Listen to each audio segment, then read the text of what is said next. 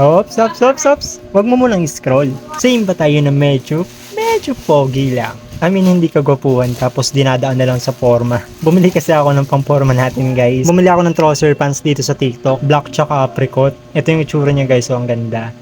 Tapos, sa side sa trouser pants, mga par, bumili din tayo ng t-shirt natin. Plain t-shirt lang to, mga par. Black tsaka white. Mas gusto ko na yung mga plain lang. Siguro kung may design man, sobrang minimal lang. Yalex nga pala to, tapos meron kasamang zip bag. Ang gusto ko dito sa Yalex, para yung tela niya makapal. Tapos yung bandang leeg, masikip. Tapos, syempre, tinry na din natin agad. Apricot na pants at black na shirt. Bagay ba? Tapos yung white naman, guys. So, turn na siya sa white shoes natin. Tapos, try natin lagyan ng polo na black. Okay ba? Medyo okay din. Tapos try naman natin sa long sleeve. Ooh. Opa yan ha. Opa patok. Okay lang din. So try naman natin yung black na pants para. Tapos white t-shirt sa pantaas. Parang pang high school lang para. Si E.T.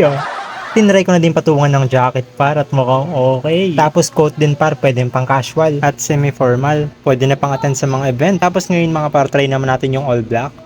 Pwera sa shoes. Trip ko lang talaga magterno-terno ng mga pwede natin pang forma. Kaya kung trip mo din tong trousers natin tsaka Yalex na shirts, nasa yellow basket lang yan. Kung trip mo lang din naman yung mga gantong simpleng forma. So yun lang guys, follow or subscribe for more.